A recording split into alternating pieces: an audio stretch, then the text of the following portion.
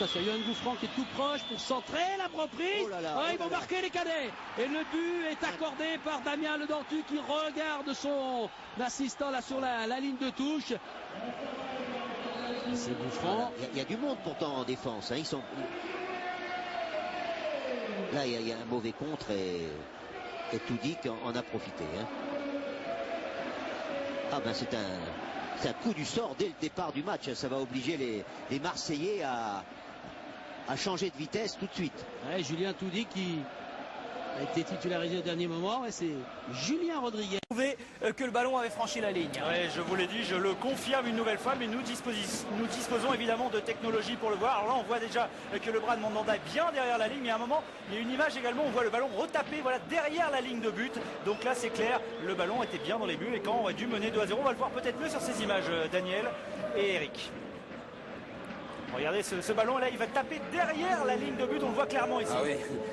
Mandanda ne réussit juste qu'à le ramener derrière la ligne. Donc ça veut dire qu'il était vraiment rentré presque d'1 mètre. Ah oui, c'est impressionnant, c'est impressionnant. Alors c'est vrai qu'on a fait le procès de l'arbitrage parce que le score était en défaveur de l'Olympique de Marseille à Rennes. On va voir si là c'est la même chose ce soir. Ils s'en sortent bien ce soir. Pour perturber Sub et les défenseurs canets avec une possibilité de tête, Krupovezia et le ballon a franchi la ligne. Alors là c'est sûr, oh là là, c'est incroyable ce soir. Allez, on regarde. Et Franck Dumas est furieux. C'est un défenseur canet. Voilà, il a encore plus rentré. Tout à l'heure il était rentré et là aussi vous allez bien le voir avec Krupovezia. Top là, il y a bien 20 cm à l'intérieur du but. Ça va gronder ce soir. Oh que c'est bien joué, oh que c'est bien joué, oh que c'est bien joué. Le but marseillais, le Vélodrome debout. C'est le même but que lorsqu'il a marqué à Liverpool. Exactement le même, enroulé et d'ici on dirait qu'il sort du cadre en pleine lunette. Et sous la barre en lucarne. Extraordinaire. Touche même cette barre transversale. La frappe est magnifique, regardez ce ballon. Ah oui, il touche un peu la transversale, il est cadré. Quel deuxième but des Marseillais. Le gardien ne peut rien faire. Regardez. Oh là là. On peut pas mieux le mettre. Oh, ça va être Il est venu voir Guéret. Les derniers instants de cette première période avec un ballon marseillais. Une nouvelle fois le flanc droit sollicité. Bonnard, Nasri, Valbuena qui tente à le bailler. Oh, le but de Valbuena. Tenter ce geste si difficile et ça vient encore de la droite avec Bonnard. Il a vu le gardien avancer. Regardez, il est sur la ligne des 6,50 m le gardien. Et hop. Magnifique, 2 tirs magnifiques et 2 buts incroyables, pour quelqu'un qui n'est pas un attaquant. Quelle belle idée de... Djibril Cissé qui va se présenter dans la surface, le pied droit de Djibril Cissé qui arme et qui frappe. Et celui qui est réaliste. On a presque eu l'impression, Michel Hidalgo, qu'il attendait trop, qu'il allait être en difficulté, mais non, c'est pour l'armée.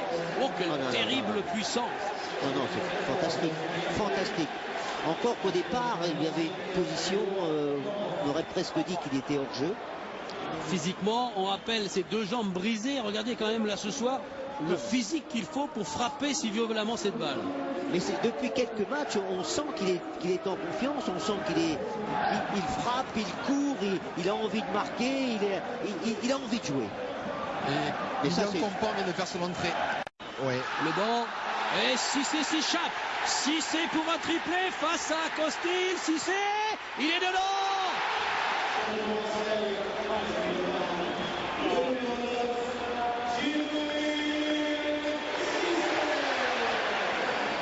Voilà, un 4e commentateur, c'est le speaker du stade, car ils sont maintenant 50 000 à être debout pour saluer le nouvel exploit de Djibril Cissé, qui cette fois ne frappe pas doucement, mais il l'a placé. Regardez cet œil pour aller fixer Costil à la ligne de but. Il est en pleine confiance, il est celui que tout le monde attendait depuis des mois, qu'on ne voyait pas arriver. Il est servi, regardez derrière le travail, il va se décaler face à Angebar. Le petit crochet et derrière il va aller ajuster à son tour Benoît Costil. Samir Nasri, il avait marqué face à Nancy en milieu de semaine. C'est son 2e but seulement de la saison, mais c'est peut-être un de ses premiers matchs à 100% de ses moyens physiques. Et c'est un cauchemar pour Costil. Oui, pour Costil et les Canets, là on voit, il ne faut surtout pas laisser Samir Nasri à 1 contre 1 parce qu'il passe très souvent. C'est ce qu'ont fait les Canets. Donc il élimine Angebar et ensuite ça frappe au premier.